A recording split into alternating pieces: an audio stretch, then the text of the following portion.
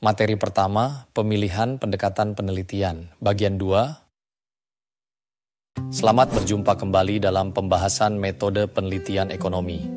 Sekarang mari kita memahami lebih dalam tentang metode penelitian, yaitu langkah-langkah teknis yang dilakukan peneliti dalam mengumpulkan, menganalisis, dan menginterpretasi data. Metode penelitian ini merupakan bagian ketiga dalam kerangka besar setelah worldview dan desain penelitian. Metode ini sangat beragam, mulai dari metode yang bersifat sangat terstruktur dan terukur, hingga yang bersifat fleksibel dan terbuka. Pertama, metode penelitian kuantitatif. Metode kuantitatif bersifat terstruktur dan telah ditentukan sebelumnya, predetermined. Pertanyaan yang diajukan umumnya berbasis instrumen, seperti kuesioner atau tes tertulis. Jenis data yang dikumpulkan mencakup data kinerja, data sikap atau persepsi, data observasi kuantitatif, data sensus. Analisis data dilakukan secara statistik, dan interpretasi hasil pun dilakukan berdasarkan angka, signifikansi, dan hubungan antar variabel yang dapat digeneralisasi. Kedua, metode penelitian kualitatif. Berbeda dari kuantitatif, pendekatan ini menggunakan metode yang bersifat berkembang, emerging methods. Artinya prosedur pengumpulan data bisa berubah dan disesuaikan sesuai temuan di lapangan. Jenis pertanyaannya terbuka, open-ended, memungkinkan partisipan berbicara secara bebas dan mendalam. Data dikumpulkan melalui wawancara mendalam, observasi langsung dokumen materi audiovisual analisis. Data dilakukan dengan analisis teks dan gambar, dan peneliti mencari pola dan tema dari data yang terkumpul. Interpretasinya bersifat naratif dan reflektif, bukan statistik. Ketiga, metode penelitian mixed methods. Metode ini menggabungkan unsur dari kuantitatif dan kualitatif.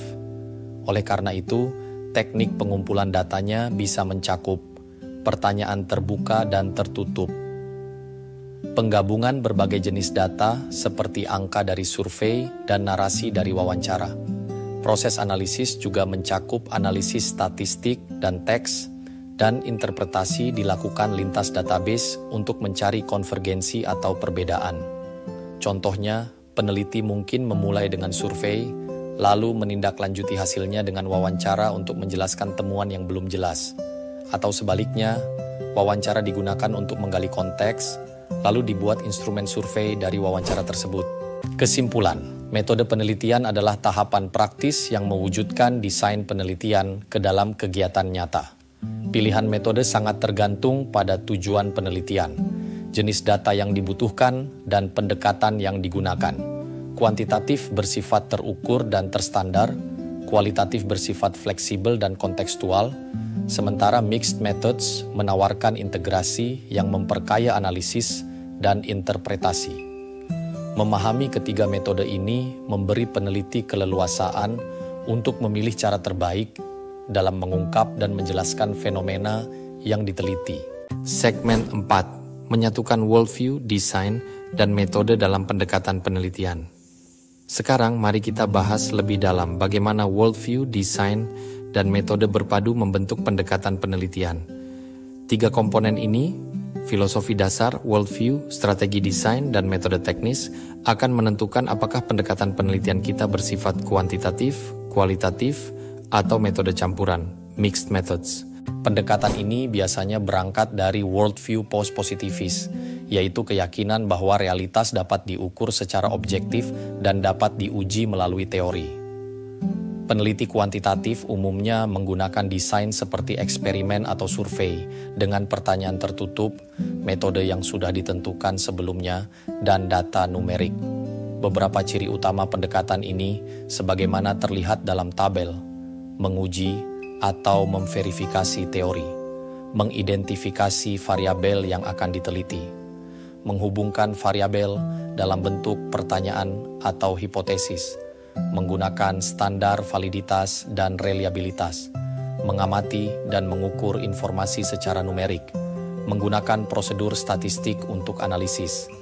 Contohnya, dalam sebuah studi kuantitatif, seorang peneliti ingin menguji pengaruh pelatihan terhadap sikap kerja. Ia menggunakan desain eksperimen dengan pretest dan posttest, serta instrumen skala Likert. Hasilnya dianalisis secara statistik untuk melihat apakah terjadi perubahan signifikan. Pendekatan kualitatif. Dalam pendekatan ini, worldview yang digunakan biasanya adalah konstruktivis atau transformatif. Pendekatan ini menekankan bahwa makna diciptakan oleh individu berdasarkan pengalaman mereka dan penelitian bertujuan untuk menggali makna tersebut. Desain yang digunakan bisa berupa etnografi, fenomenologi, grounded theory, naratif, atau studi kasus dengan pertanyaan terbuka dan data berbasis teks atau gambar. Beberapa praktik utama dari peneliti kualitatif antara lain memposisikan diri sebagai bagian dari konteks penelitian, mengumpulkan makna dari partisipan, fokus pada konsep atau fenomena tunggal, membawa nilai-nilai pribadi ke dalam studi, mempelajari konteks sosial partisipan, memvalidasi temuan dengan partisipan, menginterpretasi data berdasarkan tema dan pola. Contoh pertama, seorang peneliti dengan worldview konstruktivis ingin mengetahui makna komunitas dalam kehidupan sehari-hari masyarakat pesisir. Ia memilih desain etnografi, melakukan observasi, dan wawancara terbuka dalam jangka waktu tertentu. Contoh kedua, seorang peneliti dengan worldview transformatif ingin mengeksplorasi pengalaman perempuan penyintas kekerasan rumah tangga. Ia menggunakan desain naratif dan mewawancarai partisipan secara mendalam untuk merekam kisah hidup mereka yang penuh tekanan sosial. Pendekatan mixed methods. Pendekatan ini biasanya dipandu oleh worldview pragmatis, di mana peneliti fokus pada apa yang paling efektif untuk menjawab masalah riset. Mixed methods menggabungkan kuantitatif dan kualitatif, baik dari segi pertanyaan, teknik pengumpulan data, maupun analisis. Data bisa dikumpulkan secara sekuensial, berurutan, konvergen, bersamaan, atau dalam desain transformatif. Ciri khas pendekatan ini mencakup mengumpulkan data kuantitatif dan kualitatif, membuat alasan yang jelas mengapa kedua metode dikombinasikan, mengintegrasikan data di berbagai tahap, menggambarkan hasil dengan visual atau naratif, menerapkan praktik dari dua pendekatan.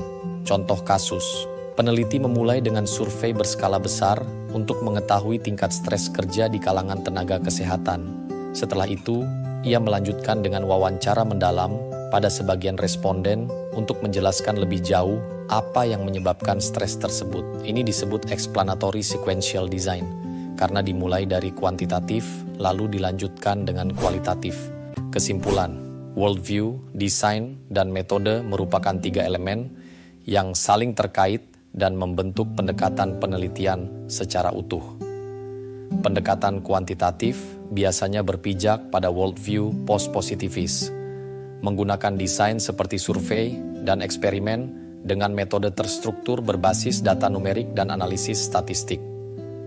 Pendekatan kualitatif berpijak pada worldview konstruktivis atau transformatif, menggunakan desain seperti etnografi atau naratif, dengan metode yang bersifat terbuka, fleksibel, dan menekankan makna subjektif dari partisipan. Sementara itu, pendekatan mixed methods didasarkan pada worldview pragmatis, menggabungkan unsur kuantitatif dan kualitatif untuk memperoleh pemahaman yang lebih komprehensif. Memahami keterkaitan antara ketiga komponen ini akan membantu peneliti merancang studi yang konsisten, tepat sasaran, dan relevan dengan permasalahan yang diteliti. Kriteria memilih pendekatan penelitian. Baik, sekarang akan kita bahas kriteria-kriteria yang perlu diperhatikan dalam memilih pendekatan penelitian. Setelah kita mengenal worldview, desain, dan metode, sekarang saatnya kita pahami bahwa keputusan memilih pendekatan penelitian tidak hanya soal metode mana yang kita sukai, tapi juga melibatkan pertimbangan yang lebih mendalam. Ada 3 hal utama yang sangat memengaruhi keputusan ini, yaitu masalah penelitian, pengalaman pribadi peneliti, dan audiens atau pembaca laporan penelitian. Mari kita bahas satu persatu. Pertama, masalah penelitian. Masalah atau isu penelitian adalah titik awal yang menentukan arah pendekatan. Misalnya, jika kamu menghadapi masalah seperti A. Ingin mengetahui faktor-faktor apa saja yang memengaruhi suatu hasil. B. Ingin mengukur efektivitas suatu program atau intervensi. Atau C. Ingin menguji teori tertentu. Maka pendekatan kuantitatif adalah pilihan yang paling tepat. Pendekatan ini cocok karena memungkinkan kita mengukur, menguji, dan menarik kesimpulan berdasarkan data statistik yang terstandarisasi. Sebaliknya, jika masalah penelitianmu bersifat eksploratif, misalnya kamu ingin memahami pengalaman hidup kelompok tertentu atau makna yang mereka berikan terhadap suatu fenomena sosial, maka pendekatan kualitatif lebih sesuai, Dan jika ternyata kamu butuh pemahaman yang komprehensif, baik dari sisi data numerik maupun narasi subjektif, maka mixed methods bisa jadi pilihan terbaik. Pendekatan ini bisa dimulai dengan survei kuantitatif, lalu dilanjutkan dengan wawancara untuk menggali makna secara lebih mendalam atau sebaliknya. Kedua, pengalaman pribadi peneliti. Masing-masing dari kita punya latar belakang dan kebiasaan yang berbeda. Seorang peneliti yang terbiasa menggunakan statistik, software analisis kuantitatif, dan berpikir secara numerik, kemungkinan besar akan lebih nyaman dengan pendekatan kuantitatif. Namun, bagi peneliti yang suka observasi langsung, menikmati wawancara mendalam, dan punya kepekaan sosial yang tinggi, maka pendekatan kualitatif akan terasa lebih alami. Sementara itu, peneliti mixed methods biasanya adalah orang yang memiliki pengalaman di kedua pendekatan tersebut dan tentu saja memiliki waktu serta sumber daya yang cukup untuk mengelola proses pengumpulan dan analisis data ganda. Perlu diingat, pendekatan campuran memang lebih kompleks dan memerlukan strategi yang matang. Ketiga, audiens atau pembaca laporan. Ini juga sangat penting. Penelitian kita pada akhirnya akan dibaca oleh seseorang, bisa dosen pembimbing, penguji, juri jurnal ilmiah, lembaga donor, atau masyarakat umum. Maka kita perlu menyesuaikan pendekatan dengan harapan dan ekspektasi audiens tersebut. Misalnya, jika kamu menulis skripsi di program studi yang lebih teknis dan cenderung positivistik, maka kuantitatif bisa lebih diterima. Namun, jika kamu menulis laporan untuk organisasi sosial, kualitatif bisa lebih dihargai karena mereka ingin mendengar suara masyarakat, bukan hanya angka. Ada juga kasus di mana dua pendekatan dibutuhkan. Misalnya, laporan evaluasi program untuk lembaga internasional seringkali meminta data statistik dan juga kutipan narasi dari penerima manfaat. Maka, mixed methods adalah pendekatan yang paling ideal. Kesimpulan, dengan memahami berbagai pendekatan penelitian, baik kuantitatif, kualitatif, maupun campuran, kita menyadari bahwa pemilihan pendekatan bukanlah keputusan yang dilakukan secara sembarangan.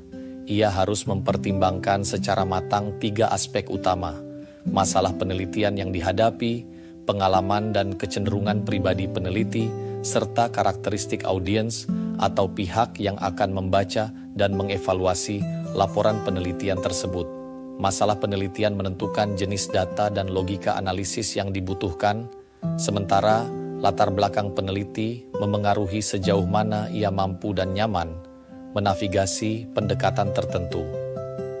Di sisi lain, audiens berperan dalam menentukan standar penerimaan terhadap pendekatan yang digunakan, terutama dalam konteks akademik atau profesional.